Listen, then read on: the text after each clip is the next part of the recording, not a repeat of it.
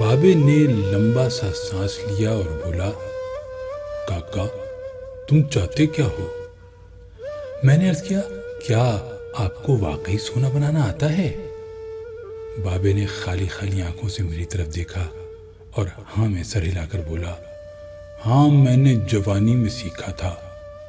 میں نے عرض کیا، کیا آپ مجھے یہ نسخہ سکھا سکتے ہیں؟ بابے نے غور سے میری طرف دیکھا اور پوچھا، تم سیکھ کر کیا کرو گے؟ میں نے عرض کیا، میں دولت مند ہو جاؤں گا۔ بابے نے قہقہ لگایا، وہ ہنستا رہا، دیر تک ہنستا رہا، یہاں تک کہ اس کا دم ٹوٹ گیا اور اسے کھانسی کا شدید دورہ پڑ گیا۔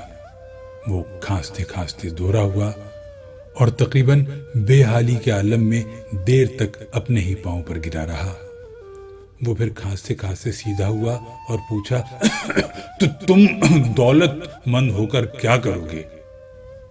میں نے جواب دیا، میں دنیا بھر کی نعمتیں خریدوں گا۔ اس نے پوچھا، نعمتیں خرید کر کیا کرو گے؟ میں نے جواب دیا، میں خوش ہوں گا، مجھے سکون ملے گا۔ اس نے تڑپ کر میری طرف دیکھا اور کہا، گویا تمہیں سونا اور دولت نہیں، سکون اور خوشی چاہیے۔ میں خاموشی سے اس کی طرف دیکھتا رہا۔ اس نے مجھے جھنجھوڑا اور پوچھا، کیا تم دراصل سکون اور خوشی کی تلاش میں ہو؟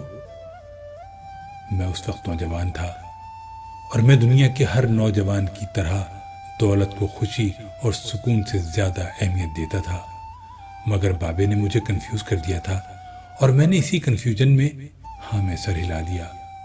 بابے نے ایک اور لمبا قہقہ لگایا اور اس قہقہ کا ایک اختتام بھی کھانسی پر ہوا۔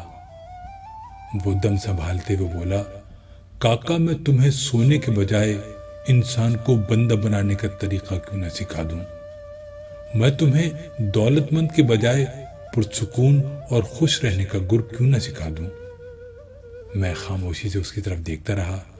وہ بولا، انسان کی خواہشیں جب تک اس کے وجود اور اس کی عمر سے لمبی رہتی ہیں، یہ اس وقت تک انسان رہتا ہے۔ تم اپنی خواہشوں کو اپنی عمر اور اپنے وجود سے چھوٹا کر لو، تم خوشی بھی پا جاؤ گے اور سکون بھی، اور جب خوشی اور سکون پا جاؤ گے تو انسان سے بندے بن جاؤ گے۔ مجھے بابے کی بات سمجھ نہ آئی۔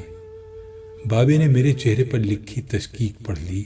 وہ بولا، تم قرآن مجید میں پڑھو، اللہ تعالیٰ خواہشوں میں لتھڑے لوگوں کو انسان کہتا ہے اور اپنی محبت میں رنگے خواہشوں سے آزاد لوگوں کو بندہ۔ بابے نے اس کے بعد کامران کی بارہ دری کی طرف اشارہ کیا اور بولا، اس کو بنانے والا بھی انسان تھا، وہ اپنی عمر سے لمبی اور مضبوط عمارت بنانے کے خبر میں مبتلا تھا۔ وہ پوری زندگی دولت بھی جمع کرتا رہا، مگر اس دولت اور عمارت نے اسے سکون اور خوشی نہ دی۔ خوش میں ہوں اس دولت مند کی گری پڑی بارہ دری میں برستی بارش میں بے امان بیٹھ کر۔ میں نے بے صبری سے کہا، اور میں بھی۔ اس نے قہقہ لگایا اور جواب دیا، نہیں تم نہیں، تم جب تک تانبے کو سونا بنانے کا خبت پالتے رہو گے، تم اس وقت تک خوشی سے دور بھٹکتے رہو گے، تم اس وقت تک سکون سے دور رہو گے۔ بابے نے اس کے بعد زمین سے چھوٹی سی ٹہنی توڑی اور فرش پر رگڑ کر بولا، لو میں تمہیں انسان کو بندہ بنانے کا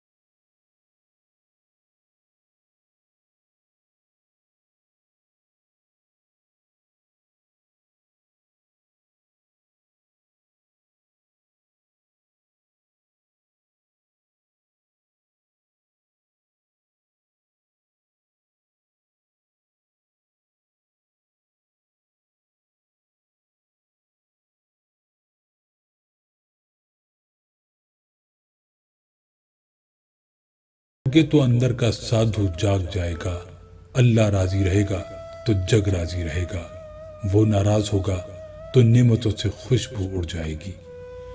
تم جب عزیزوں، رشتہ داروں، اولاد اور دوستوں سے چڑھنے لگو تو جان لو اللہ تم سے ناراض ہے، اور جب تم اپنے دل میں دشمنوں کے لیے رحم محسوس کرنے لگو تو سمجھ لو تمہارا خالق تم سے راضی ہے، اور ہجرت کرنے والا کبھی گھاٹے میں نہیں رہتا۔ بابے نے ایک لمبی سانس لی، اس نے میری چھتری کھولی، میرے سر پر رکھی اور فرمایا، جاؤ، تم پر رحمتوں کی یہ چھتری آخری سانس تک رہے گی، بس ایک چیز کا دھیان رکھنا، کسی کو خود نہ چھوڑنا، دوسرے کو فیصلہ کرنے کا موقع دینا، یہ اللہ کی سنت ہے۔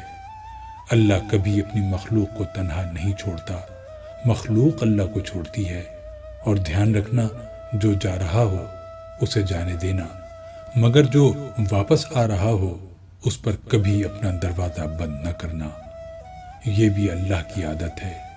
اللہ واپس آنے والوں کے لیے ہمیشہ اپنا دروازہ کھلا رکھتا ہے۔